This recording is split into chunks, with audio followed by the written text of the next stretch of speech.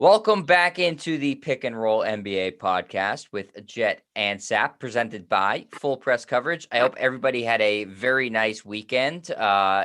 These games are really spread out, Sap, so we have a lot of time to digest between games. But I do remember what we said in our predictions last week before this game last night happened, and we both nailed it. We both thought the Bucks would be able to take care of business and do so handily. And I think they even eclipsed our expectations, Sap, as it was pretty much Bucks in a rout after about the first quarter. Yeah, I mean, Phoenix came out strong in the first quarter, and then Milwaukee caught fire in the second quarter. They ended the half on a 16-3 run. Then they ended the third quarter on a 24-6 run. So you put those two together, it equals blowout to the point where Devin Booker didn't even play in the fourth quarter. He struggled. He was 3 of 14 from the floor for the Phoenix Suns. Giannis was spectacular once again. Has now had back-to-back 40-10 games, over 40 points and double-figure rebounds, which has only been done 3 times back-to-back in NBA Finals history, which kind of blows me away that Bill Russell was never really an elite scorer, so I could see where he wouldn't get 40 points. I would figure Shaq. 40 rebounds. 40 rebounds. Yeah, maybe you had the 10 points and 40 rebounds. Yeah, do it the other way. Shaq's done it. LeBron's done it. I'm surprised that Wilt didn't do it. I mean, he was in a lot of finals. That's very surprising. Isn't that surprising? I mean, on his off days, he would have 40 and 10. Certainly the rebounds would never be an issue with Wilt, but look at what Giannis has done. And I got to give you credit, Jet, because you've been, supporting Giannis and saying, why do people criticize him for the few things he really can't do? Let's compliment him and talk about the things that he does, which are just incredible out there. I mean, he's a force going to the basket. Down low, he is essentially Shaq, Wilt Chamberlain, unstoppable. As long as he stays away from taking threes or going outside the paint, he's an unstoppable force. What was he, 13 of 13 last night in the restricted area? I mean, that's incredible. Yeah, I mean, it's like, well, remember the All-Star game this year, Sap? He won All-Star game MVP. All of his points, he hit like 1 3, and the rest of them were all dunks. I think, right? He didn't miss. He didn't miss from the floor in the All-Star game. Nope. And because once he gets into the paint, you're done. I mean, he'll just jam over you. He's big, strong, and athletic. So, a lot of his points were coming there. He was very good from the free throw line last night, too, Sap. 13 of 17 from the free throw line. Yeah, I mean, again, people like to say, well, we nitpick players like Giannis and Ben Simmons too much. And no, Ben Simmons, I'm fine with. Nitpick the hell out of him because he's come up way short when it's mattered. Giannis does not come up short when it matters.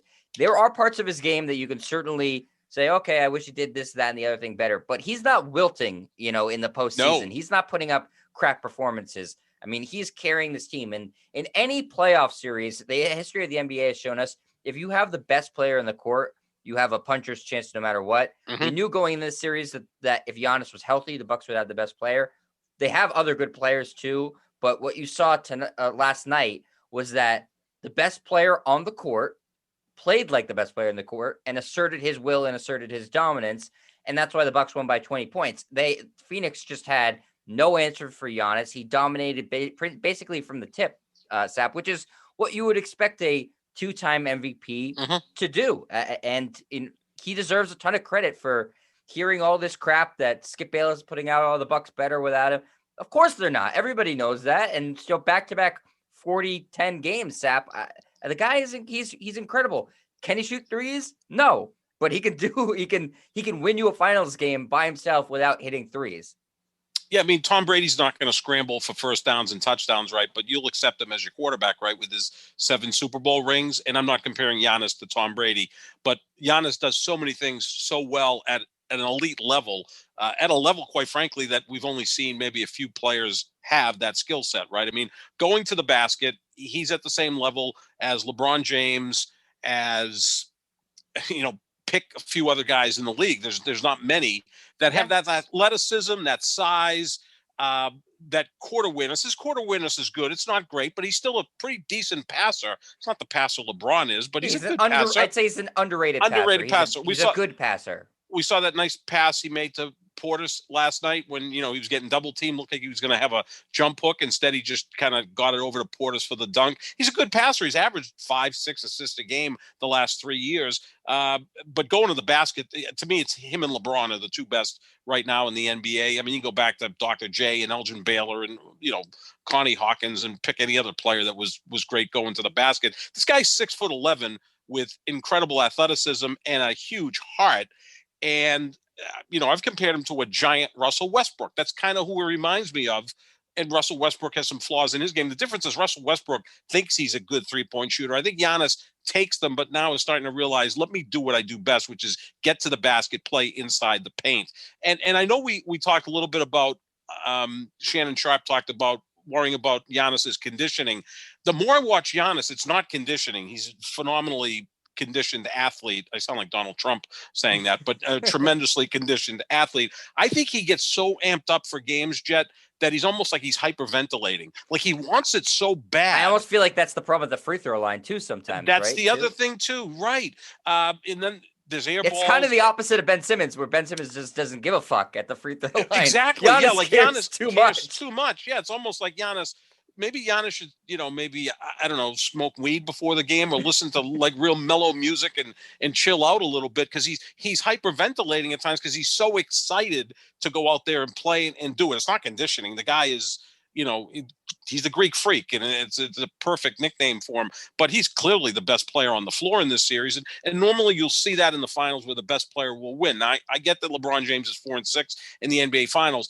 For the most part, the best player on the court when he's playing at a very high level will be defeated by a super team, right? Whether Right. it was LeBron losing to Golden State 3 times or losing to San Antonio, his first appearance in the finals when he was a baby, that can happen. I don't think Pheonix is a super team. At times they look really good. At times they look very mediocre. Last night being one of the cases where they looked mediocre. Chris Paul seemed out of it from the get-go. Devin Booker had a horrible night shooting. DeAndre Ayton got off to a great start, but then was in foul trouble. And then you've got the Scott Foster component to this. Do you realize that Scott Foster now has refereed 12 in his last 12 playoff games that he's refereed with Chris Paul playing? Chris Paul's 0-12. Now, Scott Foster refereed game 2 of the Western Conference Finals. Phoenix beat the Clippers, but remember, Chris Paul was out on COVID protocol. Chris Paul's last 12 games with Scott Foster refereeing him in the playoffs, not the regular season, in the playoffs, Chris Paul's 0-12. So I think that was in his head when he looked over and saw him. Why is this guy? Why is he a fixer? Exactly. You needed Milwaukee to win last night. There was a discrepancy in free throws. There was one play where Giannis just bowled over Jay Crowder. I think it was in the second quarter, and they called Crowder for the foul. It was ridiculous. Ayton got a couple of ticky-tack fouls, got him out of the game. When Ayton's out of the game, Giannis is like 6 inches taller than everybody. He's going to dominate. Jay Crowder can't guide him. No one can. And then you don't have Dario Saric backing up Ayton, so you got to see Frank Kaminsky out there. So, it's not a good situation for Phoenix. So, yeah, I mean, what is Scott Foster refereeing for in the finals other than to get the series, back to closer to even? I know Mark Davis is also one of the top officials in the NBA, and Chris Paul normally plays his best games with Mark Davis. They have a good rapport, and he feel comfortable with him. I mean, Tim Duncan had a horrible relationship with Joey Crawford. I mean, right. He teed him up one time because Tim Duncan was laughing on the bench, which, I think that's obviously a referee overextending himself. But I think that was part of it. You could just tell right from the start that it was going to be Milwaukee's night, as you would expect, right? Game 3, they're back home. This is not a team that's going to lay down. I don't think the Bucks are going to just show up and ever lay down. They're going to give you effort. It may not be they may not be the best coach team at all times or the most focused team or the smartest team, but they'll give you effort. And they did last night. And it was more than enough to get this series back to being interesting. Yeah. And, I think I said this, Sap, when we were previewing game 3, and I said, it's difficult going from a 2-0 lead and then transitioning to an away thing to have that same sort of fire. When you have those 2 games in your back pocket, it is really hard to keep the gas pedal pressed down, especially when you're switching locales and there's multiple days between games. So, you're getting, it's more rest than they are typically associated with during the playoffs, where it's every other day. and it's hard to keep that adrenaline going. So this doesn't surprise me at all. I didn't, Scott Foster, no Scott Foster. I think Milwaukee was going to win this game. But yeah, that 2-0 lead, and then switching places in the finals, it's not. It seems like a comfortable lead, but it's really not, because all Milwaukee needs to do to even this thing up is win the next game, and then it's a best of 3. So yeah, I didn't think Pheonix was this. Just having not been here before, Sap, which nobody besides Jay Crowder on Pheonix that applies to. Mm-hmm. It's really hard to be able to do everything correct that you need to do to win a final series. I mean, there's a reason it's difficult to win a championship. You have to be able to have that come into every game with that same sort of mentality. And that comes with experience of being here. And I think that's, part of why Tom Brady has been so successful in Super Bowls and stuff like that too, is, it's not going to flap him. He's Mm-hmm. been there so many times. He knows what he's doing. So having that guy or a bunch of players who've been there before, it is an advantage, even if it's not just one game, if it's a series, because Right. it's just a different mentality. You're dealing with more media in the finals. There's a lot of stuff that's going on around the periphery too. And to be able to consistently perform like you need to, a lot of that comes down to experience. And neither of these teams have any experience in the finals, with the exception, like I said, of Jay Crowder last year in a bubble. Yeah, and you just look at this now. There's a gap between games 3 and game 4, game 3 and game 4. It's really extended out. So it's Sunday, Wednesday, Saturday. Game 6 would be Tuesday, and then you get game 7 Thursday, 2 days later. I'm like, why not just continue on with the every third day? But a Thursday would get better ratings than a Friday night. That's the theory behind that. Obviously, they want to play Wednesday this week because the Major League All-Star game is Tuesday. If that's going to draw any eyes, baseball still does good national ratings, especially for the All-Star game and the World Series. So I can understand that. The thing with this is now what adjustments are going to be made. And I really don't know what Pheonix can do to make adjustments to derail Giannis, other than they're going to try to build a wall like Toronto did 2 years ago. The problem with Pheonix is they don't have enough bricks to build a wall. I mean, when Toronto built that wall 2 years ago against Giannis, you remember they had Marc Gasol, Serge Ibaka, 2 accomplished defenders, both 7-footers essentially. You had Kawhi Leonard, one of the best defenders in the league. You also had Pascal Siakam, who's 6'9" and long. And at the head of that defense, you had the scrappy point guard, Kyle Lowry. So you had a really good defensive team. Other than a scrappy point guard and Chris Paul, like what does Pheonix have that they can use to build a wall other than DeAndre Ayton, who could get in foul trouble? Like after DeAndre Ayton, it's like Jay Crowder's 6'6", Mikal Bridges is what, 6'7"?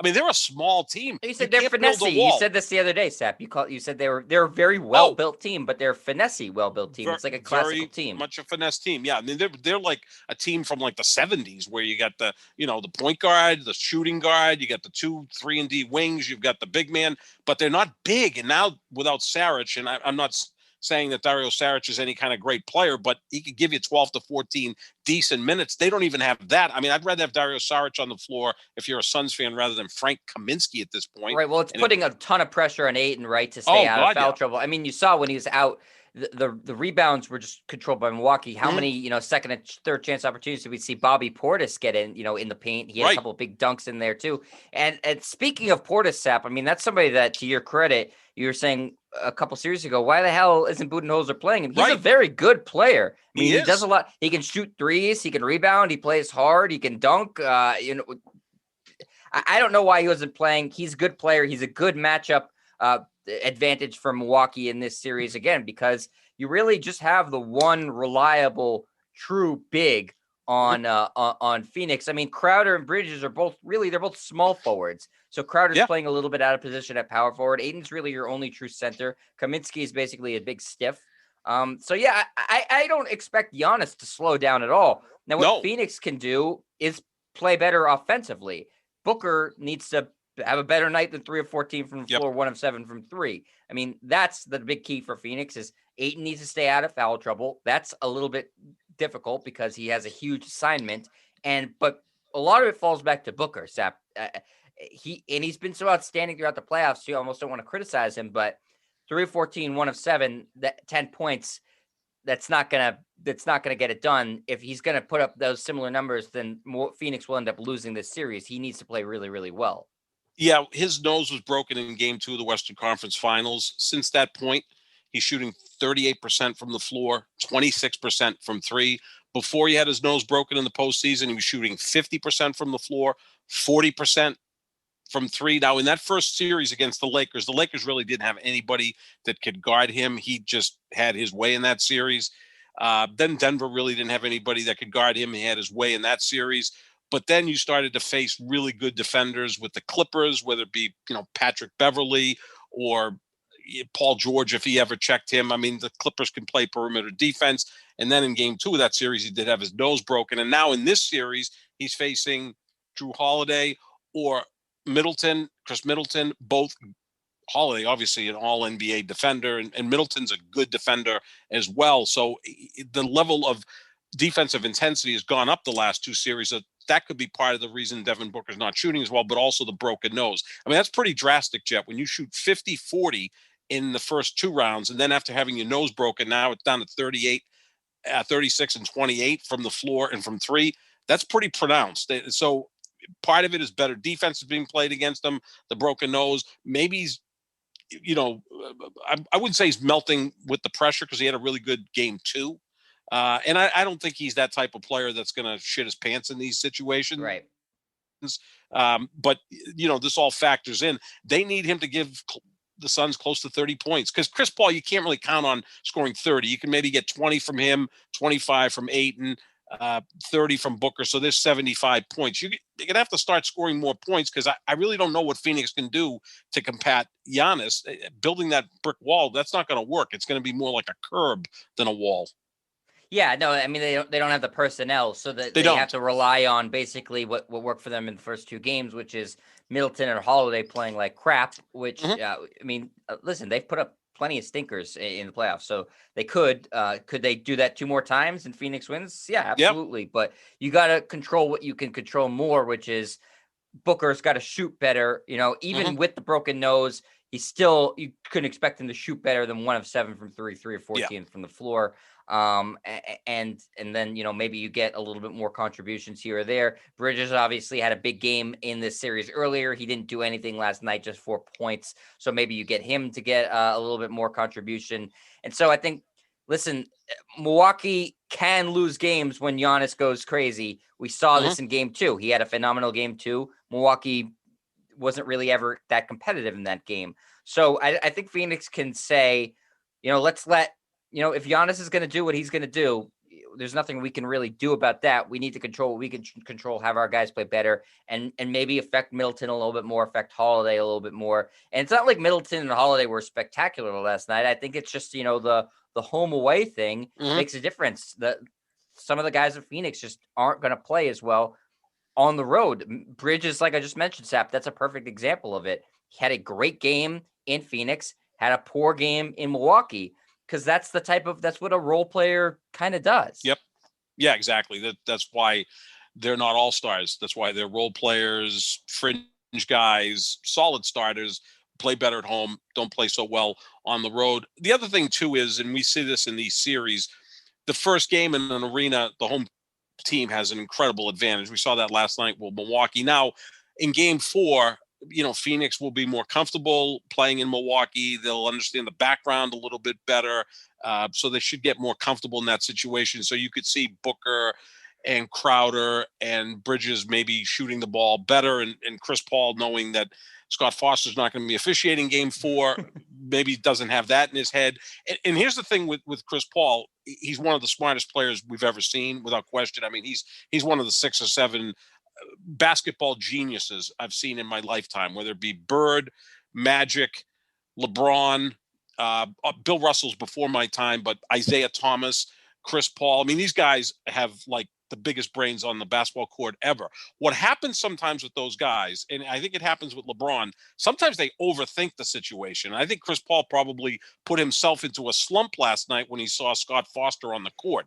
Yeah, rare four turnover game for Chris Paul. I mean, that really never happens. He never turns it over. Like if that was Michael Jordan and he had a problem with the referee, he'd say, F you, I'm going to just take this game over. With Chris Paul, he's so bright and maybe over analytical that he put himself in a slump. That is incredible that Scott Foster has officiated 12 playoff games with Chris Paul, and Chris Paul's 0-12 with him as the official. Scott Foster thinks that it's the worst kept secret in the NBA. The fans all know it. It's all over Twitter before the game that he's officiating. Everybody knows he shouldn't be in the league anymore, let alone refereeing finals games. And he's the lead official, right? I mean, he's the guy in charge last night. I mean, that call against Jay Crowder's just standing there, and Giannis just rolls in and bowls him over. It was an off-ball play, and they called Jay Crowder for the foul. I'm like, Giannis just knocked him over. Like, where's that call coming from? At that point, Chris Paul was probably like, "We'll see you in Game 4." Yeah, I thought the Bucks were going to win regardless, Scott Foster or not. But he has no business refereeing in the finals. No. He's no business being an NBA official anymore, really. But no. But that's the NBA is going to keep trotting him out there, and the series. There were all these Suns in 4 people after the first 2 games, first games, and these teams are way too evenly matched for a team to have swept. I mean, right. we said 6 or 7. I thought 7. I think you had 7 also. I had 7. Yeah, I got Pheonix in 7. Yeah, these teams are really, really evenly matched. Pheonix is not a super team. Milwaukee certainly is not a super team. No team was going to just get the better of the other 4 straight games. It just wasn't going to happen with these 2 teams. Not just because they're both evenly matched, but because no one is that much better where they can just dominate 4 games in a row. They're just not. They're not equipped to do that. So I'm glad that Milwaukee shut those Pheonix and 4 people up, because it just was never realistic. No, absolutely not. I mean, in Game 2, Pheonix shot 20 of 40 from 3. When you shoot 20 of 40 from 3, especially at home, you're going to win that game. And they did. And last night they were 9 of 31. So the norm is somewhere in the middle, which you might see in Game 3. Giannis, the last 2 games, is 31 of 46 from the floor. Now, he's going to score his points. He may get another 40 in Game 4, but you can't make him that efficient. I mean, that's 67% from the floor. I get that he shoots most of his shots close to the basket, which he should. That's his comfort zone, not taking threes, not being outside the paint. But then when Giannis goes ahead and shoots 13 of 17 from the free throw line, you're in a heap of trouble, because that's where all hell breaks loose at that point. Yeah, that's no good. But I don't think that's sustainable for him going forward. I mean, I don't think he's gonna have a Ben Simmons awful, shoot 4 of 17 from the free throw line game, but I could see him going, 8 of 17 from the free throw line. I suppose. Oh, sure. But I'll give him credit, though. Good. I'll give him credit. He'll keep shooting, though, and that's what he has to do. He will throw up an air ball, and then the next time down the court, he's going to the basket. I'll go back to the free throw line and try. He doesn't care. No, he's happy to play through contact. Also, all Pheonix, that stuff. How many and ones did he have? I mean, if you're going to foul him, put his ass on the floor. I mean, he was getting just and one after and one. I mean, they weren't really making it difficult for him to finish at the rim. No, it felt like Shaq, right? Just the bigger, stronger, better athlete. I mean, he's not quite as much of a force as Shaq. But his shot chart is the most similar to Shaq since Shaq. Yeah, and probably before that was Wilt Chamberlain. Like, here I am, I'm just bigger, better, stronger, more athletic. Let me just go down and park down there. I mean, Kareem was unstoppable, but his hook shot, he could extend it out a little bit more, and his was more of a finesse game than a power game. But yeah, the shot chart, and that's what it should be. Should be close to the basket. Why take threes when you're so efficient down especially low? Against this team, right, Zap? Like, they have no size. They just don't have the personnel to do it. They don't. And Ayton's not a real physical presence either. I mean, the comparison I've made with DeAndre Ayton is Robert Parrish. I know Kendrick Perkins, who I love, said David Robinson. David Robinson was a much better athlete than Parrish or DeAndre Ayton. More physical force than those guys. He reminds me of Robert Parrish. I think DeAndre Ayton is kind of a finesse player who can exert himself. I told my dad that comparison, Sap. He liked it. He thought it was a good comparison. Yeah, once in a while, a broken clock's right twice a day. So that was my It's one your time there. rare Robert apples to Parrish. apples basketball player to basketball player comparison. Usually you're going football Yeah, or I actor or know. something like that. Oh Hockey God, yeah. sometimes. I mean, my favorite. Yeah, it was like my favorite thing Colin Cowherd did is he compared Aaron Rodgers to Meryl Streep, and he said Matt Ryan is John Travolta.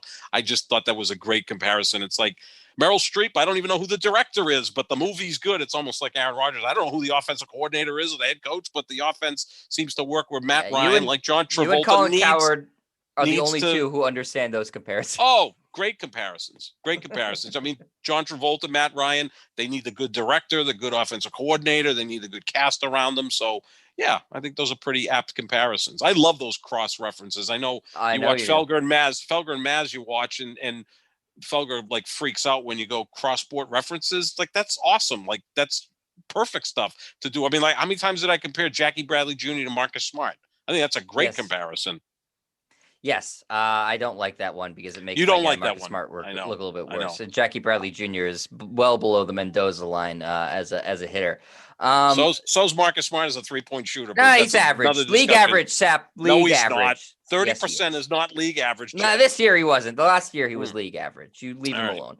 All right. So this game went about as I expected. Again, Milwaukee, I thought was going to win by about 12. They won by 20. So back to the drawing board for Pheonix. They play again on Wednesday. So a nice little break between games again, Sap. Before we do our previews for Game 4, do you want to talk a little bit about something your other guy on Fox Sports 1, Shannon Sharpe, had to say? This was it over the weekend? Yeah, I think it was Friday. Let's give our You want to do picks predictions first. Yeah, Okay, then we'll we'll go do our off on picks that. first. Yep. Okay. So Game 4 is Wednesday evening, Sap. It is in Milwaukee. The spread on it, I believe, is Milwaukee by 4 points as it is as of right now. So, Sap, then how do you see it playing out?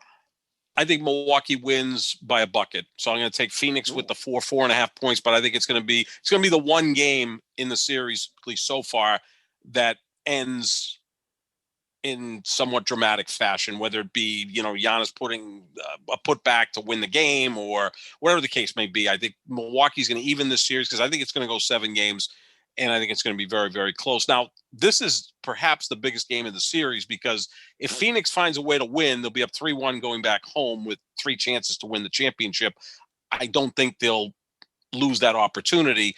If Milwaukee wins, now it's 2-2, best of 3. Pheonix still has home court advantage, but Milwaukee will have all the momentum on their side. Right. So that's how big this game is. But I think Milwaukee wins a close one. So I'm going to say Milwaukee wins, but doesn't cover the 4.5 points. I know that's trying to thread a needle, but what the hell, why not? You've done it a couple times in the postseason. You've hit on that. So, I'll give you credit for that. I agree with you that Milwaukee will win. I agree with you. It's the biggest game of the series. I think whoever wins this one wins the series. I don't know if that's, going out on a huge limb, but I think it's that big of a game. I picked Milwaukee in 7. So I'm going to say, if I'm going to stay with my whoever wins the series, I'll say Milwaukee. And I think Milwaukee will win by 6 or 7 points. So I'll take them with the points in this one. I expect Giannis to put up similar stat lines, maybe not 40, but 30 plus. 12 plus rebounds. I don't think Pheonix is going to have an answer for him. And I think that that the role players of Milwaukee will be able to carry them enough, even if Devin Booker plays better, which I expect him to, that it'll be enough for Pheonix to get by, not by 20 points like they did last night, but by enough where they have where they win relatively comfortably. And then it's a completely new series. And they go to switch back to Pheonix. So I mean, we said 70s teams look evenly matched. So I would anticipate, the first team to be able to break that home court trend should win the series. And whether that's Pheonix tomorrow or if it's Milwaukee in a potential Game 7, we'll have to see. So I'll take Milwaukee with the points. You'll take Milwaukee for the game, but Pheonix with the points. Yep. It's going to be a good game, I think. All right, Sap. So your guy, Shannon Sharpe, your Fox Sports 1 True Blue fan, one of the few. And he got into some trouble this week for saying he doesn't have Kobe Bryant in his top 5 all-time NBA players. Why he got into trouble for that is beyond me. I think Yeah. it's laughable to put Kobe Bryant in your top 5 NBA players. Now, I probably won't say that on Twitter because I don't want to get a bunch of trolls all up in my DMs and stuff like that. I don't have the time to respond to all of them. But Kobe Bryant is not a top. I'm sorry, Lakers fans. He's not a top 5 all-time NBA player. It is, again, laughable to put him in the top 5. Mhm. And so Shannon Sharpe, who I think gets it wrong often when it comes to basketball, is not getting it wrong here. Shannon gets it right when it gets to basketball because he's as big a LeBron James fan as I am and a huge Aaron Rodgers fan. That's why Shannon and I connect. But I agree 100%. He has some credibility with football, Sap. I'll give him. He has at least that.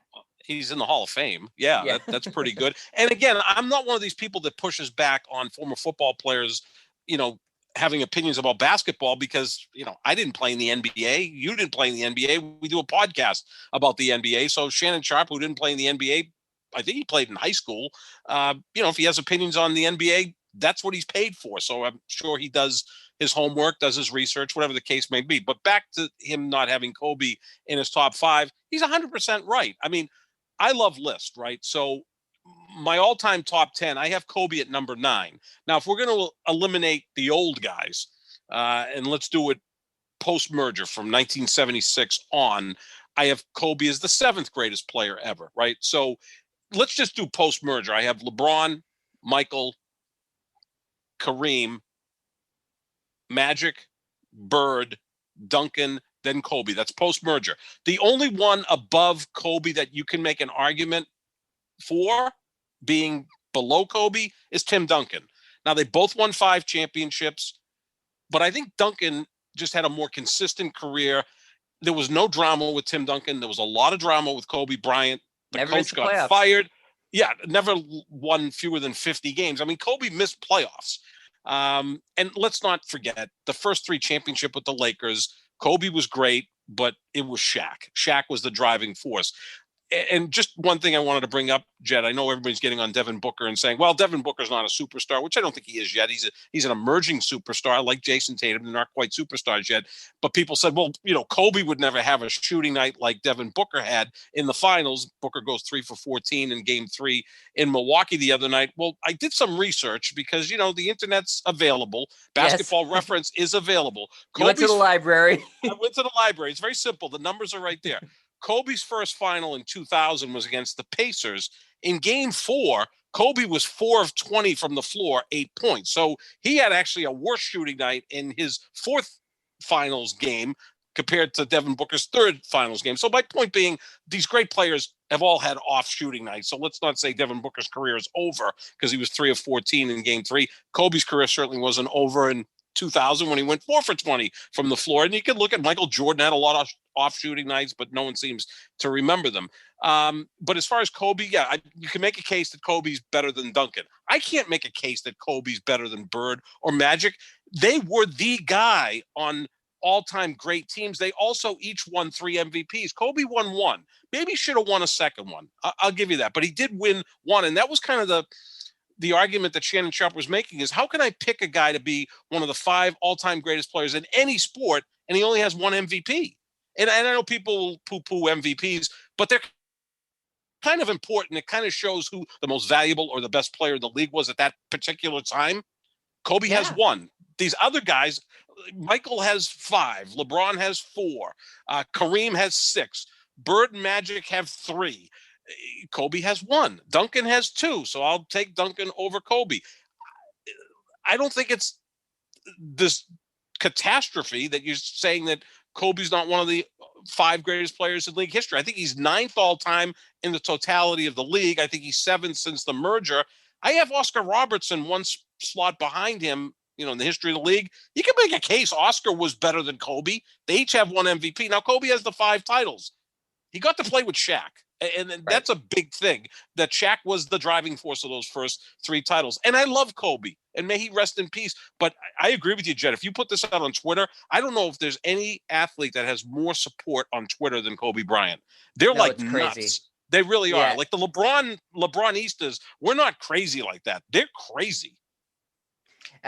It's ridiculous, and I saw this coming from the Spun.com, which is Sports Illustrated, one of their little basketball spin-off things, and so they're talking about this, and they're saying Michael Jordan and Kobe and LeBron James are generally thought of as the top two players ever. After that, a combination of Kobe Bryant, Kareem, Wilt Chamberlain, Shaq, and Tim Duncan are often listed as five players. Did they just forget Magic Johnson and Larry Bird existed? Did they just throw Bill them Russell? out of the? Yeah, Or Bill Russell. I mean, or Bill Russell. If you're gonna include Wilt Chamberlain, Bill Russell beat him every time. Every time. Come on. Every time. You can't. So no one can rank Wilt Chamberlain legitimately over Bill Russell. It makes no sense. No. Because again, it's not like Wilt was playing with stiffs. He was playing with Hall of Fame players, and he still lost to Bill Russell. So no, Bill Russell absolutely. He won far more titles than Kobe. He had more MVPs than Kobe.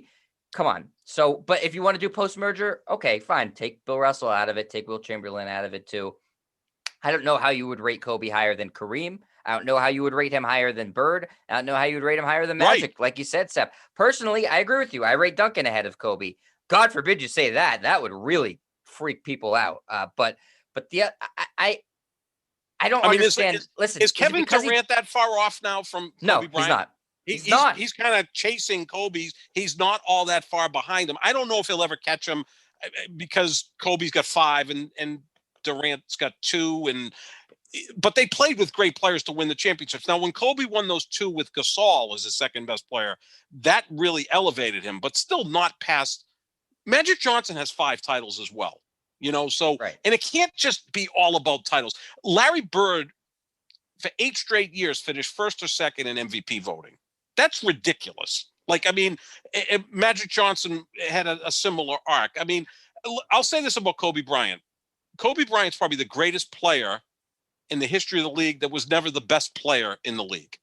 See what I'm saying? There was always the best player, right? So you had Russell and Wilt dominated, say, the 60s, and then Kareem the 70s, and then you had Moses Malone for a little while. Then you had Bird and Magic and Michael, and then Michael led to maybe a little bit of time with Shaq and Duncan, and then LeBron's held that title for about 15 years.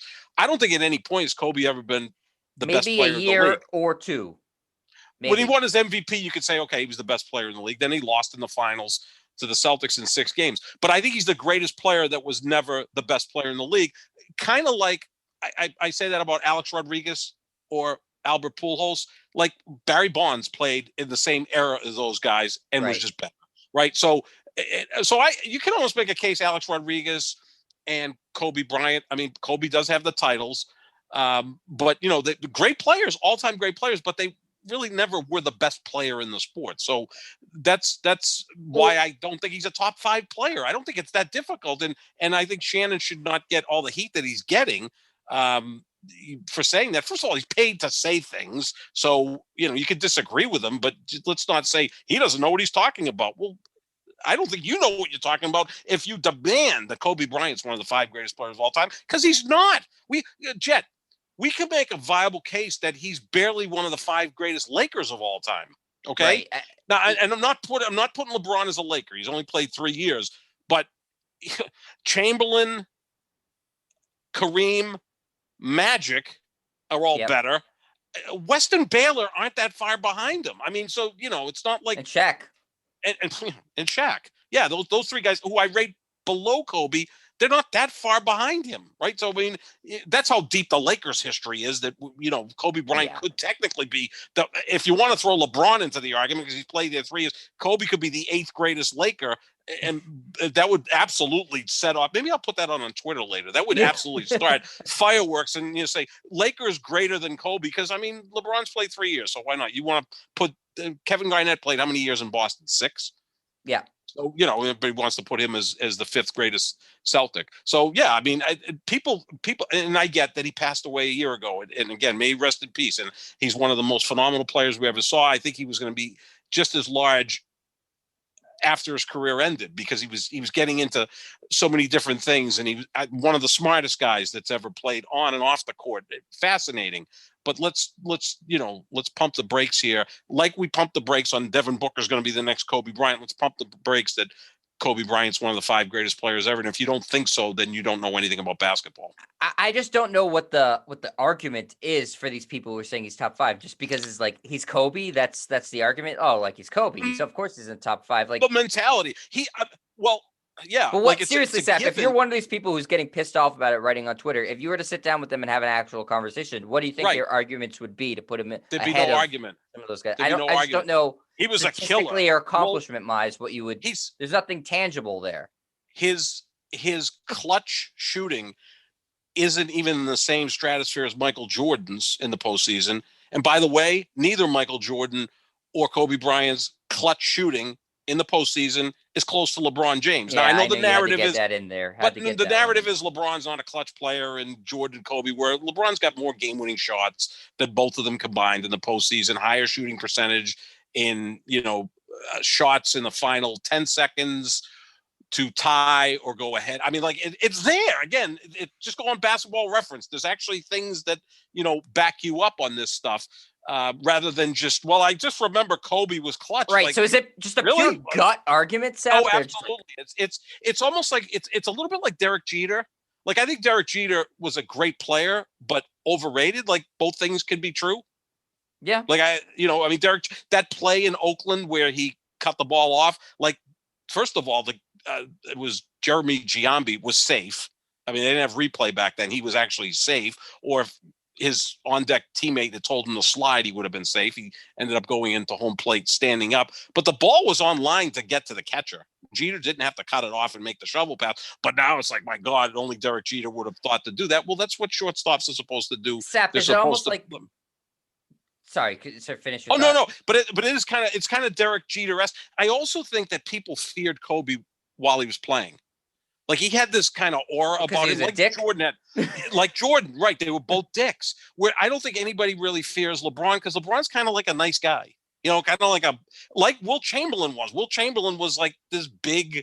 I think LeBron doesn't yell at his teammates. He passive aggressively blames them for things. He does, right? Kobe will get in their face. Kobe's in your face. I mean, sorry, rest in peace. Jordan punched the teammate. Like it's not really they're both the same guy. Whereas, LeBron's way more passive aggressive, and Magic was passive aggressive, and Bird was more in your face than Magic, but Magic was trying to uplift his teammates.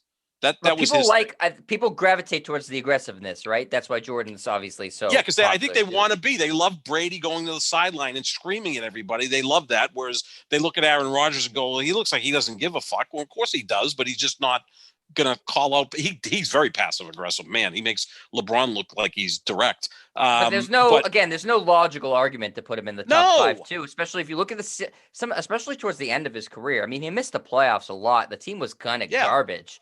I mean, are you just gonna, if you're making a list of greatest scorers, top 5 scorers of all time? I don't even know that though. Yeah, I don't know that, but that argument makes more sense to me if you want to throw him in there. I probably wouldn't say that, but that makes more sense to me than top 5 players of all time. Perimeter scorers, I'll give you that. I mean, Durant's a better scorer, right? Yeah. Durant's a better pure scorer than Kobe Bryant. I don't think there's a discussion on that. I would like to see if Durant had the same green light that Kobe did, internal green light, because obviously the team says you whenever you want. Because, I mean, listen, Kobe did average insane amounts of points throughout his career. He had an 81-point game. So if you're just talking about a guy who, was he the most efficient scorer in the world? Not always. He shot a lot. Durant shot 44%, right, from the floor in his career. But Kobe, I don't necessarily agree with it, but if you want to put him in the top 5, I think that scorers, I think there's a lot stronger of an argument than top 5 players of all time. Right. Yeah. And he's a winner. I mean, won 5 titles. Again, Shaq was the driving force in the first 3. Now, was Kobe a great rebounder or a great passer? Not really. Excellent defender. You think somewhat overrated as a defender, but still an excellent overrated, but good defender. Very good. But not an efficient scorer, Jed. He shot, I think, 44% from the floor in his career. Like, Jordan and LeBron are at 50%. That's noticeable. Probably under 35 from 3, I would guess. Yeah, none of those guys were great 3. I mean, Kobe took more threes than Jordan, and LeBron's taken more threes than Kobe because it's more prevalent now in the game. I think if Jordan or Kobe had to shoot more threes, they would have got better at it. So I don't necessarily hold that against him, but he was not an efficient scorer. The guy had a great will to win. I mean, Game 7 of the 2010 finals, he was 6 of 24 from the floor. Like if LeBron James went 6 of 24 from the floor, he would have been roasted the next day, even if his team won. And yes, the Lakers did win because Kobe went out and got 13 or 14 rebounds, hit his free throws. It was an ugly game anyway. No one was shooting at a high percentage. The final score was what, 83-78? I mean, it was just seemed like a halftime score in today's NBA. But yeah, I mean, a great player, all-time great player. I think a lot of people were fearful of him. And again, because he was a dick, like Michael Jordan, people kind of like, oh, we can't say anything about Kobe. He might explode on us. Well, LeBron is kind of like this passive-aggressive guy who's kind of happy. Well, you know, Sap, so I'm glad that it's not really a Kobe-LeBron argument anymore, because that was like the case it's for a while. there, People though, saying, Jet. It's there. Listen, I've seen the totality of both of their careers, and I know you have too. And I watched a lot of Michael Jordan too. And I can look at those three guys and say, okay, Michael Jordan and LeBron, as great as Kobe was, and I think he's a top 10 player. I might even have him in my top 12. They're miles better than him. Miles. They are. They're better. They just are. And the skill set of LeBron is the greatest individual skill set I've ever seen of a player. And and if you've been listening to this podcast, I'm not a LeBron guy. His personality drives me crazy, but I acknowledge the greatness when I see it. He's the most skilled NBA player there's ever been. Right. He is, period. He is.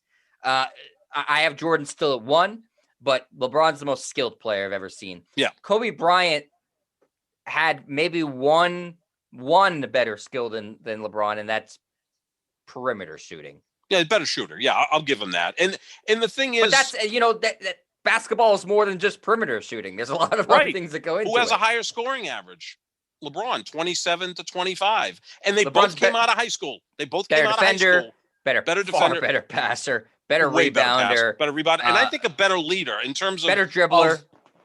Yeah, I mean, LeBron's a locomotive. I mean, he's just, I mean, and I think a more versatile defender because he can guard just all sorts of different players. No, again, Zap, there's one thing, I guess 2, if you want to count free throws. As free throw shooting. That's LeBron's Achilles heel, and I still don't get it. He's got a nice looking shot. I think he overthinks when he goes to the free throw line. Kind of like Chris Paul may have overthought in Game 3 when he saw Scott Foster in the striped shirt. But, but there are still, like, Skip Bayless, who makes $8 million a year to say crazy things sometimes. He thinks Kobe's better than LeBron, but I think he thinks that Kawhi Leonard's better than LeBron. That's insane. It is. It's like that's when you lose me. But there's still people out there, and many Laker fans, even though LeBron's been there for 3 years and produced a championship, Kobe's the most protected player among Laker fans, even more than Magic, even more than Kareem. Weird. It really is. It's just almost like I think they fear him. And I think the same thing kind of with Jeter. Like I remember at the end of Jeter's career, they're going, the greatest Yankee of all time. I'm like, are you fucking serious? Like, that's not even close. Heard? Not even close. I sound like John McEnroe at the end of a tough tennis tournament. But I mean, Babe Ruth, Lou Gehrig, Joe DiMaggio, Mickey Mantle, Yogi Berra, all better than Derek Jeter. Better. That doesn't mean Jeter wasn't great. See, that's the problem is. And then again, the other thing you got to think about, Jet, is when you say top 5, there can only be 5 guys in there. You can't have 9 guys in the top 5. And that Sports Illustrated spinoff thing that didn't include Magic and Bird, like what? Sap, is it a Laker thing? I guess the Magic why Magic somehow gets forgotten about is bizarre. But is this a Laker thing? Because they overrate Shaq too, and we've talked about this as well. Yeah. And some people have Shaq as a top 5 player, which is that makes even far less sense than Kobe. I don't even as a top 5 center. I have him as the 6th greatest center ever because look, career-wise, give me Russell, give me Jabbar, give me Chamberlain, give me Moses Malone, and give me Hakeem Olajuwon. I mean, I got them all above Shaq. Like, okay, I can make a case that maybe you put Shaq ahead of Moses Malone and Olajuwon, but I don't. So, it's those 2 guys. I think, obviously, because now they were dominant 20 years ago, so a lot of the people that were, like, crazy fans of the Lakers are now 35, 40 years old. They're really active on Twitter. Some of them are in the media. You get the point. And the Lakers have a huge brand. Yeah, Magic. I mean, Magic's greater than Kobe. I think Kobe, when he won his 5th title, surpassed Jerry West and Elgin Baylor. But again, those guys didn't win as much. But Bill Russell kind of blocked everybody from winning. So It's frustrating. It doesn't mean we hate Kobe. We think Kobe's great. We think Kobe's the ninth greatest player ever in the history of the sport. Right. That's pretty good. Just there's 8 guys I would take over him. Look at these. I really, man, I hate doing this because I hate building up LeBron. You know I do. But look at I'm rubbing off on you. Look at the sad sack teams that he dragged made better. Like he made like Boobie Gibson is a good player. Did Kobe Bryant elevate Smush Parker? Not really. No. Player or anything like that. No. I mean, listen.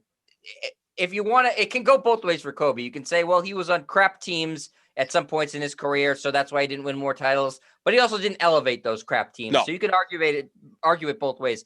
LeBron did elevate some really garbage teams, really, really bad rosters. And the Lakers also, by the way, have no excuse to ever have a bad roster because it's Los Angeles. So I don't know how that happened. But, I mean, the last couple of years of Kobe Bryant, Sap, in the NBA, he didn't have great teammates around him, but he also didn't do anything to make them better.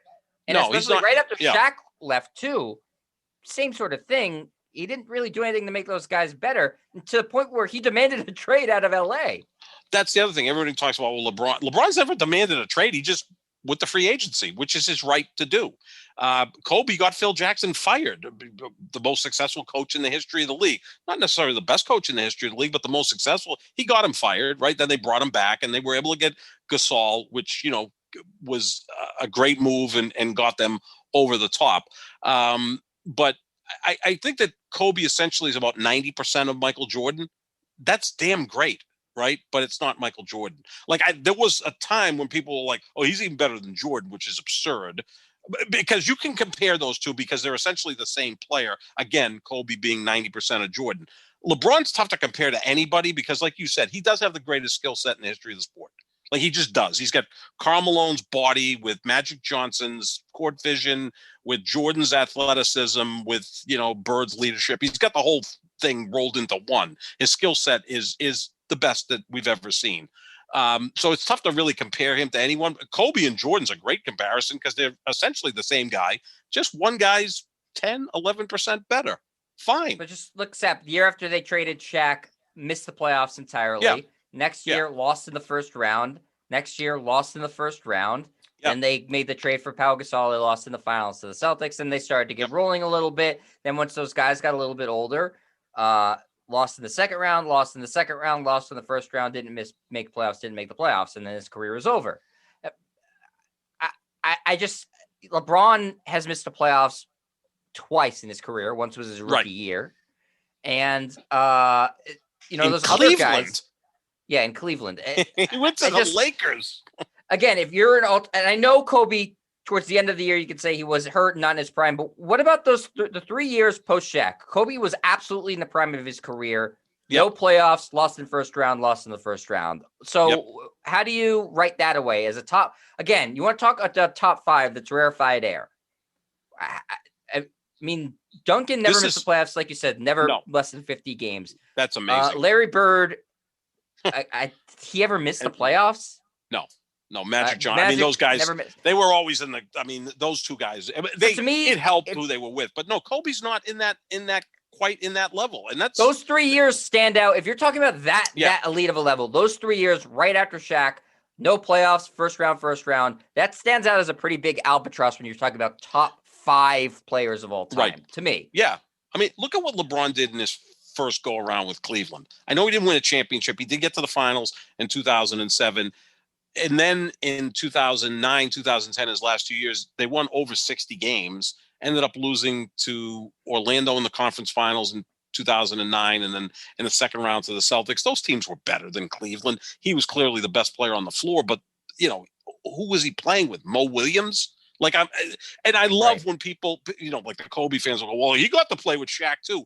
Shaq was 38 years old and weighed about 375 pounds. Yeah, no, that wasn't just a troll. That's a troll comment. Shaq being 8 years past his prime. I mean, but Kobe, again, I compare him a little bit to Derek Jeter. And I think he's better at basketball than Derek Jeter was at baseball. But you know what I mean? Like, you can't say anything bad about Jeter. Look at Jeter's last few years at the Yankees. He sucked and insisted on batting second. Like he should have been Right. batting 8th. I mean, he was like a shell of himself.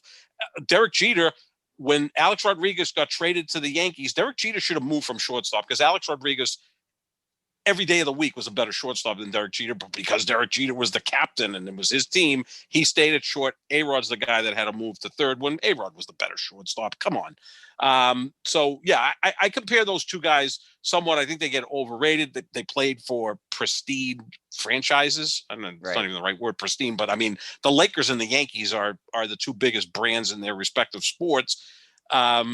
Yeah, again, he's the 9th greatest player in the history of the sport, the 7th since the merger, in my opinion. I think a lot of people that really look at this objectively would say that. It's just that the Laker fans have to put him in the top 5 or think he's the greatest player ever, which is even more absurd. Again, top 5 means there's only 5 guys in there, and we just named 6 guys since the merger that we would take over him. Tim Duncan, I could see that debate. You can go back and forth, but Duncan was more consistent, never missed the playoffs, always won 50 games, never got his coach fired, and won one more MVP. And one more MVP. One more MVP. And one more MVP. That's the thing. So what Shannon Sharpe said was it's tough to put a guy with one MVP as one of the 5 all-time great players. Like in baseball, like you're not seeing a guy who won one MVP considered one of the 5 greatest players of all time. The 5 greatest players of all time. Baseball's a little difficult to talk about because there were times you couldn't repeat as an MVP, as absurd as that is. But the guys that are considered like the best players of the last 50 years, Barry Bonds has 7 MVPs. That's why I think he's the greatest player. And I know people like to poo-poo MVPs, but it is, a moment in time where you were the best player or the MVP of the league. It does mean something. Yeah, no, I agree with you. It does mean something, especially, Kobe Bryant and Tim Duncan were direct contemporaries. They're playing at the same time. Tim Duncan won the award over him. So I think, there's a direct apples to apples comparison there. So, I think it's an interesting debate. I don't think it's a debate that has much validity on the Kobe Stan side, but, they get upset when you don't vault him into, top tier status. So, all right, Sap, that's going to do it for us. We will be back after game 4. So we'll be back on Thursday talking about what happens in that game, previewing the next game, talking about any other things that Shannon Sharpe might have to say, seeing if Team USA can rally from their loss to Nigeria the other night, and seeing what, happens there. So plenty of basketball to talk about. Some more coaches will be hired, I'm sure. In the meantime, we'll talk about that. So make sure you check us out on Thursday. Make sure you check out our Twitters at JohnSapp25, at Jet Stryer. Find the podcast wherever podcasts are found. The Pick and Roll NBA podcast with Jet and Sap. We are presented by Full Press Coverage, and we'll be back on Thursday. See you, everybody.